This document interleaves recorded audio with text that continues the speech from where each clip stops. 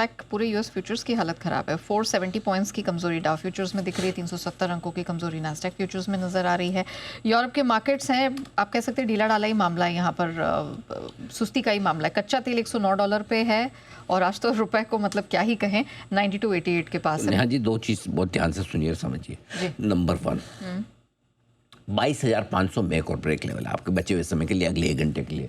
22,500 के पुट पर 40 लाख शेयर हैं, 35 लाख शेयर कॉल्स में।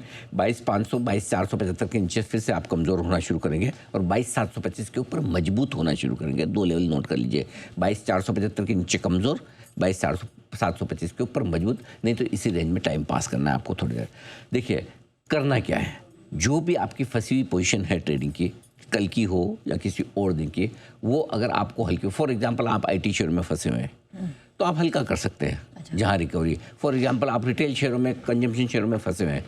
क्यों कह रहा हूँ मैं, बढ़ने में ऑफ कोर्स फंडामेंटली बढ़िया है, सब कुछ है, लेकिन अगर आपकी ट्रेडिंग पोजीशन है तो आपकी फंसी हुई पोजीशन से निकलना है। इन्वेस्टमेंट वालों के लिए तो बढ़िया ही है, आईटी बढ़ रहा है, सब कुछ है।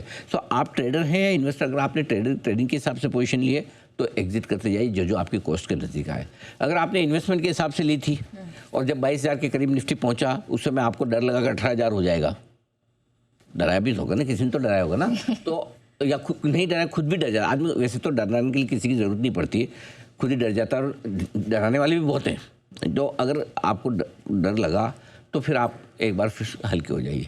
भले आपने 3 साल के लिए लिया हो, लेकिन 3 घंटे बाद ही डर लगने लगे, 3 दिन के बाद डर लगने लगे, 3 हफ्ते के बाद लगने लगे, तो फिर थोड़ा हल्का हो जाना ठीक है। क्योंकि इस तरह का मार्केट ये वो कहते हैं ना, जब हाई टाइड हो तो फिर आप तैरने मत जाइए, करेक्ट, तो आप हल्का हो जाइए। तो पहली चीज़ आप फंसी पोजीशन से निकलिए।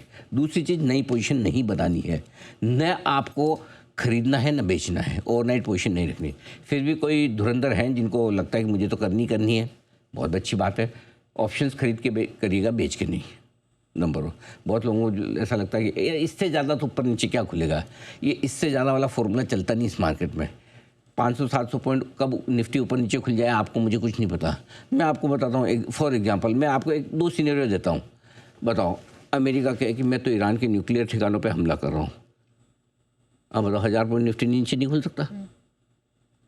दूसरी तरफ अमेरिका बोले हमारा समझौता हो गया, आज से युद्ध खत्म, और वो ईरान के पुराने वाले राष्ट्रपति जो हैं पेजेशियान साहब, हाँ, वो भी बोले हाँ हो गया हमारा समझौता, बात खत्म, आज की बात खत्म, हॉर्मुज खुल गया, चलो मजे करो, जिसको घूमना है घूम, क्या हॉर्मुज में 1000 पॉइंट चढ़ गए, 1000 पॉइंट बढ़ेगा, फिर क्या कर लोगे भाई साहब आप।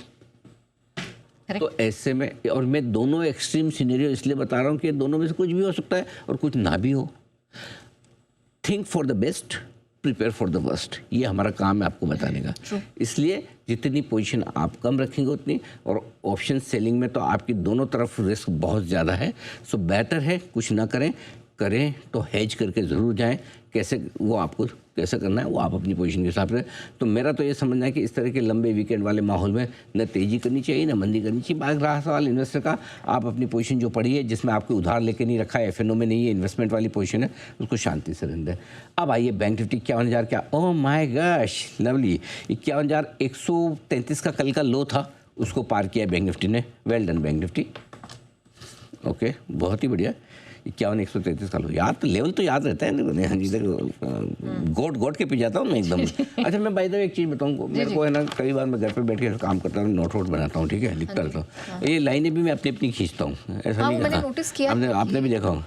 तो कई बार मुझे मेरे घर पे बोलते हैं, अरे क्या कंप्यूटर के ज़माने में आप लोग कागज़ में लगे हुए, ऐसे मेरे को बोलते हैं, मेरे को कई बार ऑफिस में भी बोलते हैं, सर क्या है आप इसमें डाल दो ना फटाफट, ठीक है। आप भी बोलते अच्छा कॉल्स नेहा नोट करेगी तो कंप्यूटर में कर देगी। मैं उसका रीज़न बताता हूँ, मैं जो लिखता हूँ ना मुझे फिर याद हो जाता है। वो अब मैं बचपन से ऐसे ही पढ़ा हूँ, तो मुझे याद करना, तो मुझे लिख के याद करना ज़्यादा इजी होता है। तो मुझे जब मैं लेवल खुद लिखता हूँ ना 51,133 का, तो याद रखना ज़्यादा इजी हो जाता है। तो इसलिए कुल मिला के तो कैसे न कैसे याद आना चाहिए आपको।